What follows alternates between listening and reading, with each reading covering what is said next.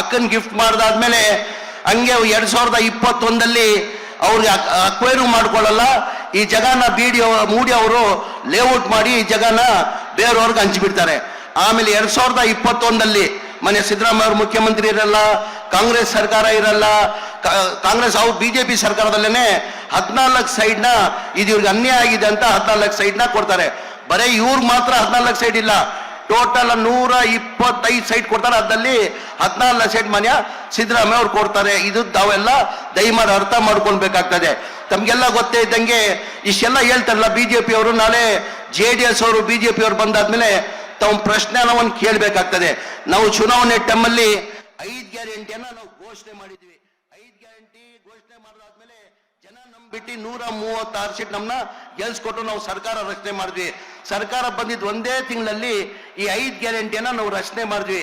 ಇದೇ ವಿರೋಧ ಪಕ್ಷದವ್ರು ಏನಂದ್ರು, ಇದು ಗ್ಯಾರಂಟಿಗಳು ಲಾಗು ಮಾಡಕ್ ಸಾಧ್ಯ ಆಗಲ್ಲ, ಬರೇ ಚುನಾವಣೆ ಇವ್ರು ಭಾಷಣ ಮಾಡಿದ್ದಾರೆ ಅಂತ ಹೇಳ್ಬಿಟ್ಟು ವಿರೋಧ ಪಕ್ಷದವ್ರು ಹೇಳ್ತಾ ಇದ್ರು. ನಮ್ಮ ಸರ್ಕಾರ ಬಂದು ಒಂದೇ ತಿಂಗಳಲ್ಲಿ 5 ಗ್ಯಾರಂಟಿಯನ್ನ ಜಾರಿ ಮಾಡಿದ್ವಿ. ಅದಾದ್ಮೇಲೆ ಯಾವತ್ತು ನಾವು 6ನೇ ಗ್ಯಾರಂಟಿ ಅಂತ ಒಂದು ಹೇಳಿರ್ಲಿಲ್ಲ. 6ನೇ ಗ್ಯಾರಂಟಿ ಯಾವ್ದಪ್ಪ ಅಂದ್ರೆ, ಹಿಂದಿನ ಸರ್ಕಾರದಲ್ಲಿ ಸಿದ್ದರಾಮಯ್ಯ ಅವರು ಮುಖ್ಯಮಂತ್ರಿ ಇರುವಾಗ 2014, 15, 16, 17, 18 ಸ್ಲಮ್ ಬೋರ್ಡ್ಗೆ ಮತ್ತೆ ರಾಜೀವ್ ಗಾಂಧಿ HP ಸ್ಕೀಮ್ಗೆ 2,30,000 ಮನೆಗಳು ಸ್ಯಾಂಕ್ಷನ್ ಮಾಡಿದ್ದು ಹಿಂದಿನ ಸರ್ಕಾರದಲ್ಲಿ ಸಿದ್ದರಾಮಯ್ಯ ಅವರು ಮುಖ್ಯಮಂತ್ರಿ ಇರುವಾಗ ಸ್ಯಾಂಕ್ಷನ್ ಮಾಡಿದ್ದು. ಅದಾದ್ಮೇಲೆ ಸಮ್ಮಿಶ್ರ ಸರ್ಕಾರ ಬಂತು, ಬಿಜೆಪಿ ಸರ್ಕಾರ ಬಂತು, ಅವ್ರು ಒಂದ್ ಮನೇನು ಸ್ಯಾಂಕ್ಷನ್ ಮಾಡಿಲ್ಲ, ಒಂದ್ ಮನೇನು ಕೊಡಕ್ಕೆ ಸಾಧ್ಯ ಆಗಿಲ್ಲ. ಕಾರಣ ಅಂದ್ರೆ ಒಂದ್ ಮನೆ ಕಟ್ಟಬೇಕಾದ್ರೆ 7.5 ಲಕ್ಷ ರೂಪಾಯಿ ಆಗ್ತದೆ. ಕೇಂದ್ರ ಸರ್ಕಾರದಲ್ಲಿ ಪ್ರಧಾನ ಮಂತ್ರಿ ಆವಾಸ್ ಯೋಜನಾ ಅಂತ ಹೇಳ್ಬಿಟ್ಟು 1.5 ಲಕ್ಷ ಕೊಡ್ತಾರೆ. ರಾಜ್ಯ ಸರ್ಕಾರದಿಂದ ಜನರಲ್ಗೆ 1,20,000, ST ಇದ್ರೆ 2 ಲಕ್ಷ ಕೊಡ್ತಾರೆ. ಒಟ್ಟಾಗಿ ಅವರೇಜ್ ತಗೊಂಡ್ರೆ 1.5 ಲಕ್ಷ ಮತ್ತೆ 1.5 ವರ್ಷ 3 ಲಕ್ಷ ಆಗ್ತದೆ. 7.5 ಲಕ್ಷದಲ್ಲಿ 3 ಲಕ್ಷ ಹೋದ್ರೆ ಉಳಿಯೋದು 4.5 ಲಕ್ಷ. ಬೆನಿಫಿಷಿಯರಿ ಎಲ್ಲಿಂದ ಕಟ್ಟಕ್ ಸಾಧ್ಯ, ಎಲ್ಲಿಂದ ಕೊಡಕ್ ಸಾಧ್ಯ? ನಾನು ಉಸ್ತುವಾರಿ ಮಂತ್ರಿ ಆದ್ಮೇಲೆ, ಮಂತ್ರಿ ಆದ್ಮೇಲೆ ನಾನು ಮುಖ್ಯಮಂತ್ರಿ ಬಂದಿಗೆ ಉಪಮುಖ್ಯಮಂತ್ರಿಗಳಿಗೆ ಹೆಂಗೋಪ ಹೋಗಿ ಕೇಳಿದ್ದು, ಒಂದ್ ಮನೇನು ಕೊಡಕ್ ಸಾಧ್ಯ ಆಗಲ್ಲ. ಟೋಟಲ್ ಬೆನಿಫಿಷಿಯರಿ ಪೇಮೆಂಟ್ ಕಟ್ಟಬೇಕಾಗಿತ್ತು 7,400 ಕೋಟಿ.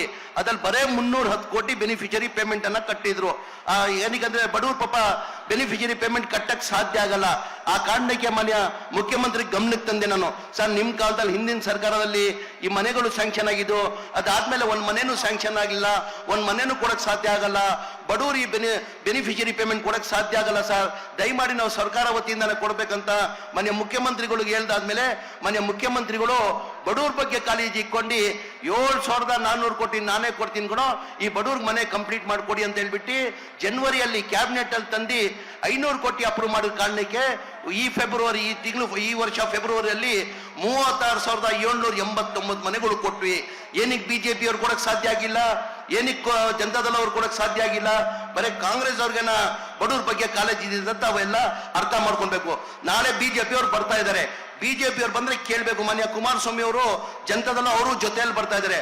ಹಿಂದಿನ ಸರ್ಕಾರದಲ್ಲಿ ಸಿದ್ದರಾಮಯ್ಯ ಅವರು ಮುಖ್ಯಮಂತ್ರಿ ಇರುವಾಗ ಹಿಂದಿನ ಸರ್ಕಾರದಲ್ಲಿ ಮಂಡ್ಯ ಜಿಲ್ಲೆಗೆ ಟೋಟಲ್ ಮನೆಗಳು ಸ್ಯಾಂಕ್ಷನ್ ಮಾಡಿರೋದು 35,411 ಮನೆ ಸ್ಯಾಂಕ್ಷನ್ ಆಗಿತ್ತು. ಎಲ್ಲಿ? ಮಂಡ್ಯ ಜಿಲ್ಲೆಗೆ.